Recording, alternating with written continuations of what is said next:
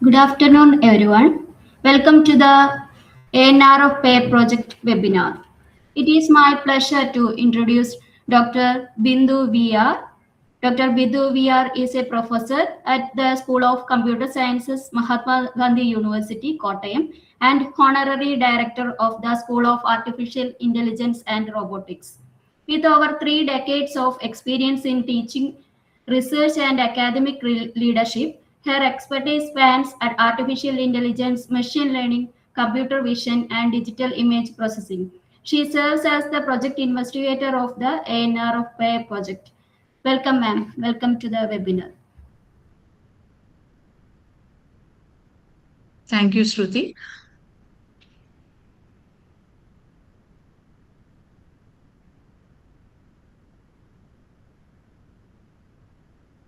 Shall I start, Sandisha?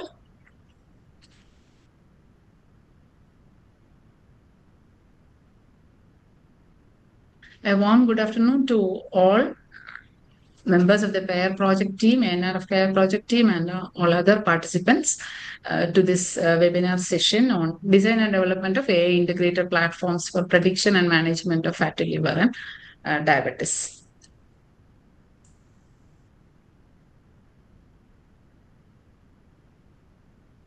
One second.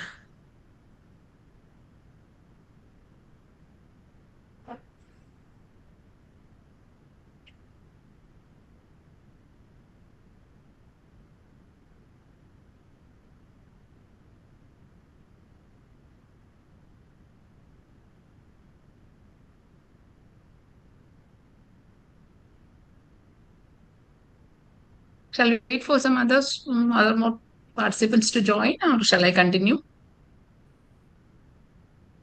Continue, ma'am. Okay. So today's session is on the project, the specific project, design and development of AI integrated platforms for prediction and management of fatty liver and diabetes. And myself, Bindu V R, professor at School of Computer Sciences and a co-principal investigator. And along with me, I have my project associate, Nisha Shamsudi, from School of Computer Sciences, and the collaborators of this particular project, Professor Dr. Siba Udgata and team from School of Computer and Information Sciences, University of Hyderabad. The broader ANRF main project, AI integrated risk factor prediction, biomarker development, and advanced diagnostics for fatty liver and diabetes, is the ANRF PAIR project funded by ANRF and coming to the MG University. And our specific project focuses on design and development of AI integrated platforms for the prediction and management of fatty liver and diabetes. And the collaborating institutions of School of Computer Sciences and School of Artificial Intelligence and Robotics. The diseases we focus on fatty liver disease, currently known as MASLD, metabolic dysfunction associated steatotic liver diseases. Earlier it was termed as NAFLD, and type 2 diabetes mellitus. Now we are currently in one, so our focus is mainly on data collection and foundation building. The main objectives of this project are development of an advanced diagnostic AI tools and techniques for early and accurate disease prediction detection, and design of AI-driven dashboards for fatty liver and diabetes management. Now let us see why this research matters. Actually, let us see what is the public health importance of the problem. Diabetes affects more than 400 million people worldwide. Nearly 25% of the global population is affected by fatty liver disease. So the major challenge here is that both conditions are often asymptomatic in their early stages. So many patients are diagnosed only after complications begin. And another key issue is that these two diseases are metabolically linked, meaning that the presence of one often influences the progression of the other. So there is a lack of scalable and intelligent tools for early detection and long-term monitoring. So this is where AI-driven platforms can bridge the gap between data availability and clinical insight. This slide shows the various stages of MASLD progression. There are different stages shown in the diagram. The healthy stage is the first stage, actually. Healthy liver, the structure is normal. There is no fat buildup. It functions well. And coming to the next stage, it is indicated by the steatotic stage or MASL stage. There is fat accumulation in liver cells. Again, there is no symptoms. It is linked to obesity, diabetes, metabolic syndrome. And at this stage, the condition is reversible with weight loss and lifestyle changes, appropriate lifestyle stages. And coming to the next stage, which is hepatitis stage, there will be inflammation, then cell injury, and liver cells may also show ballooning and inflammation. There's a higher risk of progression into more advanced stages.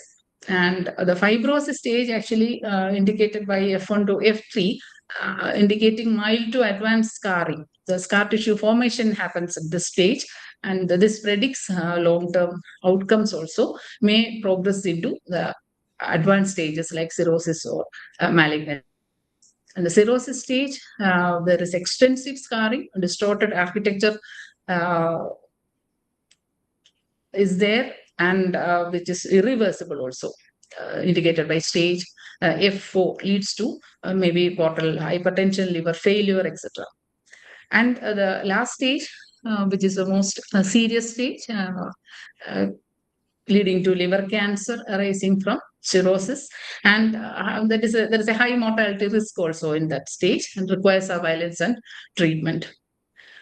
And this MASLD is considered as a very silent global epidemic, which is a widespread disease also. It affects roughly 25 to 30% of the global population and can progress gradually from simple steatosis to MASH, and eventually to cirrhosis if left unmonitored or unmanaged. And there's a strong relationship between MASLD and metabolic disorders such as type 2 diabetes, obesity, hypertension, etc. In fact, a significant proportion of diabetes patients also have excess liver fat accumulation. And the important point is that the limitation of traditional diagnosis. Some methods, such as liver biopsy, can be done only, is useful or effective only at a later stage. Are invasive, and some advanced imaging like MRI, PDFF is costly and not always widely available. So this establishes a strong need for AI-based non-invasive screening approaches. And specifically, coming into the existing medical AI solutions, there are so much of AI solutions available, but they are still insufficient for this problem. Why this? What is the research gap we have identified? Firstly, many existing systems rely on single modality data. That is the major gap we have identified, meaning they use either imaging data or clinical data alone. This is limiting because real patient health is always multidimensional. Second, many advanced AI models function like black boxes, producing predictions without clearly explaining how they arrived at that solution. In healthcare, this lack of interpretability reduces clinician trust and limits adoption.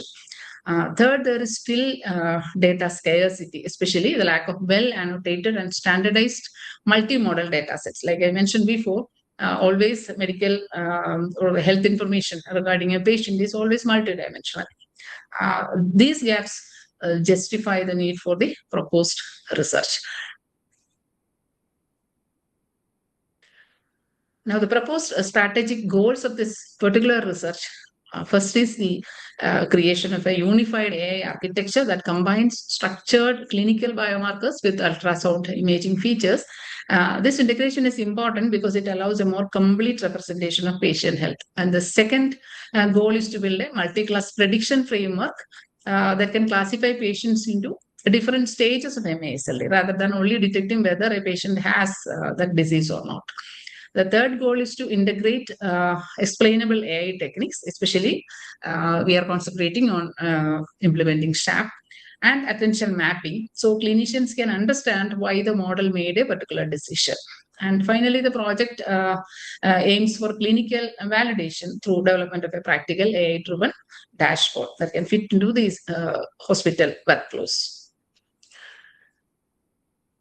This is a broader architecture or workflow for AI system. And the process begins with data collection, which includes clinical imaging such as ultrasound, CT, and MRI, as well as blood biomarkers, lifestyle data, and EHR records. Next comes the pre-processing stage and the fusion stage, where imaging features and structured clinical data are combined through multimodal feature-level fusion. We are planning to have a multimodal architecture where we are considering data from different acquired with different modalities. So then the fused data is used for AI model training using a combination of deep learning and machine learning methods. And finally, the explainable AI is applied so that resulting predictions are transparent and clinically useful. Since we are in the first year of the project, the current priority is ethical data collection through institutional collaborations. And coming to the methodology, we have actually started with baseline experiments, and we have developed a model architecture. So the research plans to follow a hybrid retrospective and prospective observational design. This means that both existing historical records and newly collected data will be used. And the data sources include electronic health records, lab records, imaging, and lifestyle information, all of which will be de-identified to maintain ethical compliance and patient privacy. After collection, data will undergo pre-processing and feature engineering, followed by multimodal fusion. Then machine learning and deep learning models will be trained using cross-validation and explainable AI. Explainable AI is used for this interpretability or transparency.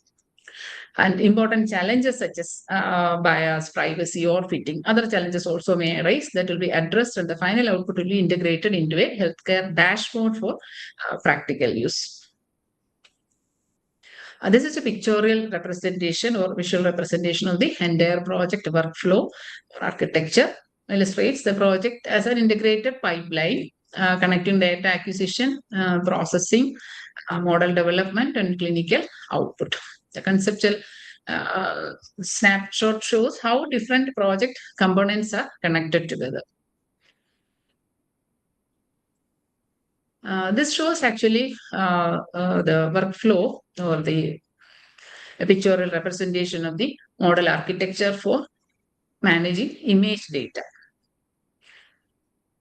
Shows the pipeline to process medical imaging, focusing on ultrasound liver images for the time being, and possibly other imaging modalities also will be applied.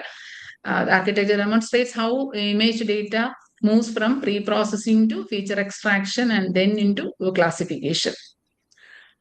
Shows the transition into a more detailed explanation of the image-based models in the coming slides. More detailed explanation is presented in the coming slides. And this is the slide representing the methodology explained in a textual manner. Input and pre-processing, dual feature extraction. We make use of two models, EfficientNet V2 and Vision Transformer. The first branch, EfficientNet V2, which is a CNN architecture, captures local image features like edges, textures, and fine patterns. And the other branch, Vision Transformer, captures global context and long-range dependencies within the image. And outputs of these two branches are then concatenated to form a unified feature vector. This fused representation is passed through a fully connected classification layer, which maps the extracted features into 5 class labels. And the key idea is that CNNs and transformers actually complement each other. Two architectures, two deep model architectures, allowing the model to learn both local and global image characteristics. This is actually the workflow or the model architecture of the EfficientNet component. And this is used to identify the local visual patterns in liver images, which include texture variations, brightness differences, structural details that indicate fatty infiltration or disease progression. And the advantage is that it is both computationally efficient and strong at feature extraction, making it suitable for medical imaging tasks. And the next diagram shows the working of vision transformer model.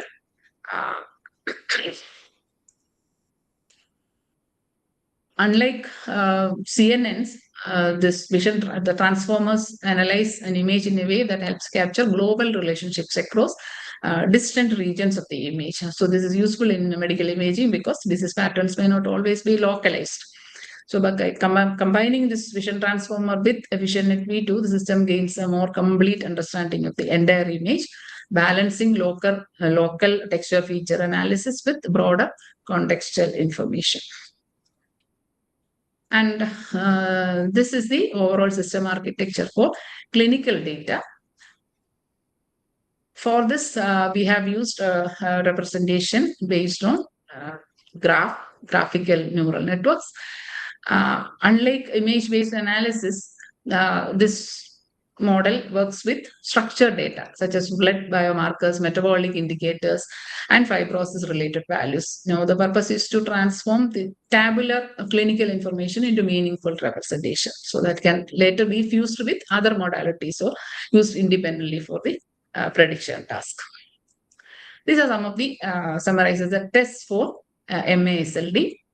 Includes the blood tests such as ALT, AST for liver inflammation, and grouped together blood tests for liver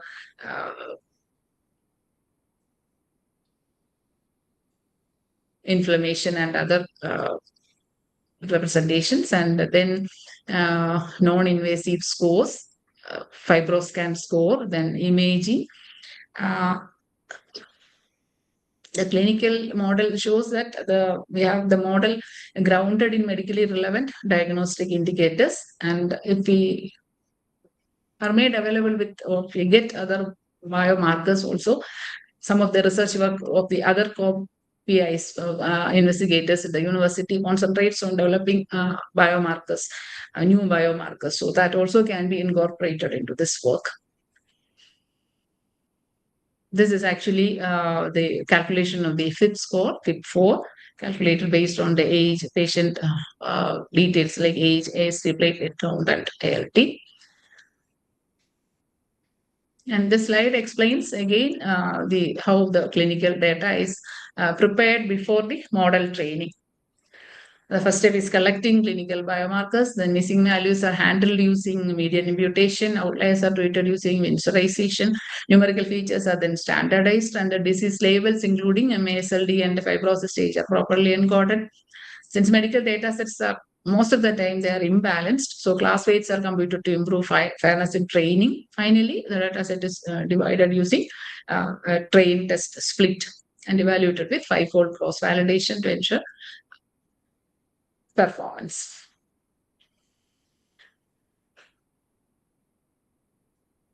And this part actually introduces a more innovative part representing biomarkers as a graph structure. Now, several graph generation methods are used, including correlation graphs, mutual information graphs, partial correlation graphs, and clinical prior knowledge graphs. These are then fused into a unified biomarker network. The system creates patient-specific biomarker graphs with 14 nodes at present. For the time being, the dataset we have used has 14 features, where each node likely corresponds to a clinical variable. The variables are only 14 now currently available. We have used 2 datasets. The second dataset uses more features. This graph-based view allows the model to learn not only from individual biomarkers, various biomarkers, which are actually hidden patterns, almost always not visible to a normal clinical practitioner. And this explains how the graph data is processed. We have several components. The graph attention network, which uses a multi-head attention mechanism to learn which biomarker relationships are most important. The second component is the graph transformer, long-range dependencies and broader pathological patterns across the graph. And then readout pooling aggregates node-level information into a graph-level embedding that can be used for downstream prediction tasks. This is designed to capture hidden clinical interactions that standard tabular models may miss out. And this slide describes the second branch of structural clinical data, where biomarkers are grouped by physiological function. So we have a liver encoder for ALT, AST, ALP, GGT, then a bilirubin encoder for total and direct bilirubin, a lipid encoder for total cholesterol, triglycerides, HDL, LDL, metabolic encoder for fasting blood glucose and HbA1c, and a fibrosis encoder for platelet count and FIB4. Each encoder learns a representation of its specific biological subsystem, and this is useful because it reflects the way clinicians think about disease across different metabolic and liver related domains. And this is a representation of how the separate clinical representations are combined. The model takes the graph embedding along with the embeddings from the liver, bilirubin, lipid, metabolic, and fibrosis encoders, and these are passed into a cross-system fusion transformer. Its function is to learn how different organ systems and biomarker groups interact with each other. Particularly, it captures metabolic fibrotic relationships, which are highly relevant in MASLD and diabetes. The final output is a fused latent that can be used for prediction. And this presents the final prediction task of the clinical model. First prediction head performs MASLD detection as a binary classification, whether the patient has MASLD or not. And the second head performs fibrosis staging as a multi-class classification problem from F0 to F4. And the third head predicts, again, as a binary classification, significant fibrosis risk. This multitask design allows the model to generate several clinically useful output from a shared representation. And this is the ensembling part. The base models we have used include pathograph former, explainable AI, XGBoost, and logistic regression. Instead of relying on only one model, our system combines them using a learnable softmax weighting strategy. And this means the ensemble can dynamically assign importance to each model depending on how informative it is. The purpose is to improve the prediction performance while again retaining some of the interpretability and robustness of the system. And these are the grouping of the clinical diagnostic metrics, blood tests, non-invasive scores, and lifestyle data. And this shows the first data set we have used, that is a diabetes and NAFLD data set taken from IEEE. We have started processing data. So we have started with the understanding of the structure of the data, the pre-processing part, and model development using these available data sets. One more data set we have used. And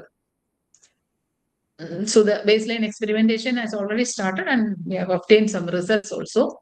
Some of the results are shown here with the help of an ROC curve. This is a logistic regression with the pre-processed data set. The logistic regression acts as a baseline model because it is simple, interpretable, and provides it can be taken as a benchmark against which more complex models can be compared. This is important because it helps establish initial predictive performance and identifies whether the selected features contain some meaningful information or meaningful signal. And second result shows the XGBoost performance, again on the same data set. It is a powerful gradient boosting algorithm, performs well on structured clinical data, can capture non-linear relationships and interactions among features. So it shows a progression from the baseline linear model to an advanced machine learning approach. And the next slide also shows, again, ROC curve based on the working of the histogram gradient boosting model. This is another strong machine learning method for structured data, especially useful when handling larger data sets in a more efficient manner. Then this is the second data set we have used, the fatty liver progression data set with biomarkers taken from the Kaggle repository. It is more directly related to the target problem and supports the development of models which can predict disease presence as well as the different staging of the progression. These are some of the results obtained using the second data set. It's a multi-head model that can it performs multiple related tasks simultaneously. That is advantage, such as detection, staging, risk estimation, etc. So this aligns well with our methodological design, and that demonstrates that the project is already making a transition from the conventional models towards the proposed advanced architecture. So we have got promising results with these experiments. And this shows two test cases generated for evaluating the multi-head model. One test case is drawn directly from the data set, while the second is manually specified. The clinical profile is manually given for different values for ALT, AST, ALT, etc.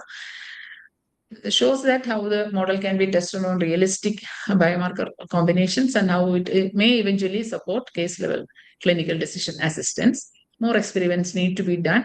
We are working on that. And this is the explainable part. The explainable component explains why explainable part is important to the project. In healthcare, accuracy alone is not enough. Clinicians need to understand why a prediction was made. So this explainable AI helps connecting this gap or bridging this gap by showing which biomarkers such as ALT or BMI influence the decision most strongly. For image data, we make use of saliency maps. We can highlight image regions associated with fatty changes or fat deposit changes. For clinical data, feature attribution methods are used. We can show that which biomarker contributed more to the output. So this transparency is always very important, which adds the interpretability of the system.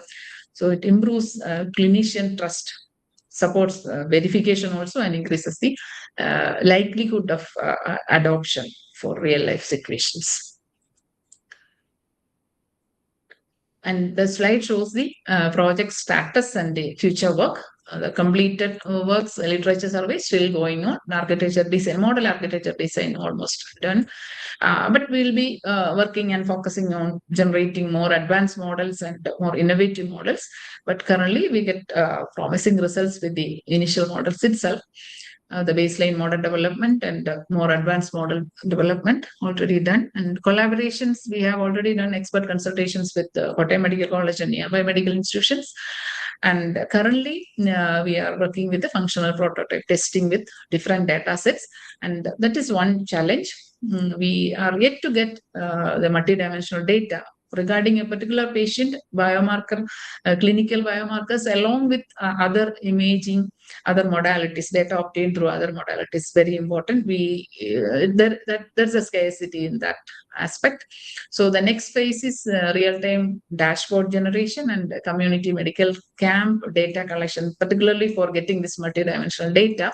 We have obtained consent from the medical authorities and our institution, university, to conduct a medical camp, which we'll be doing soon.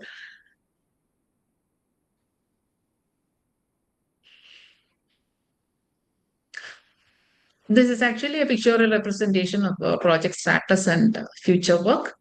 So we are happy that the project is gradually, there is a transition from the research and prototyping towards the clinical data collection, system validation, deployment planning in the coming years. Entire roadmap of the project's milestones are shown in this picture.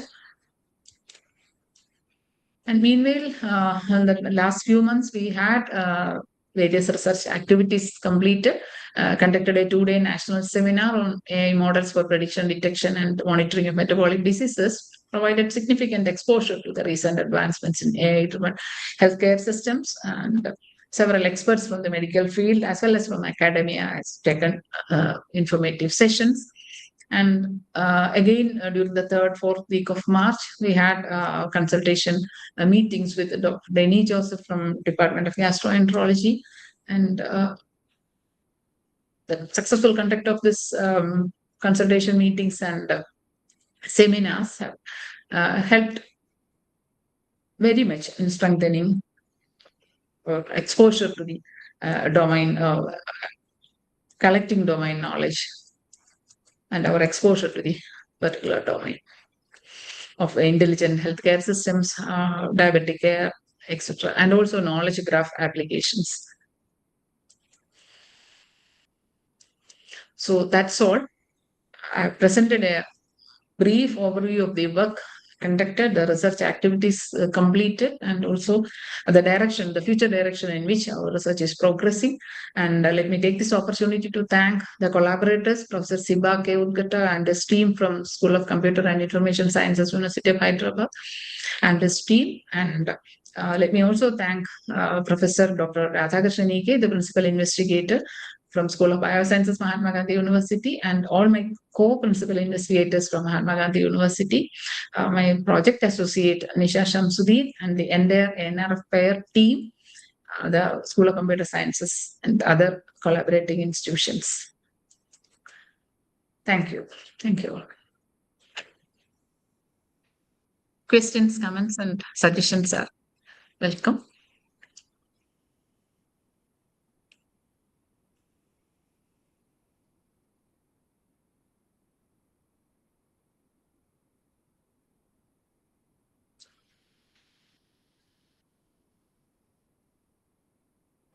Now the session is open for discussion. You may share your queries.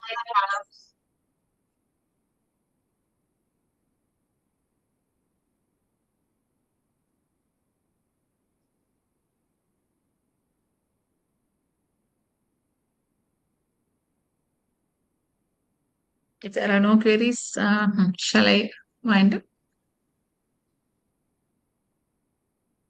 Okay, ma'am. Thank you all for joining us today for the webinar. Thank you, Bindu ma'am, for sharing such valuable insights of the project. Thank you, ma'am. Thank you all.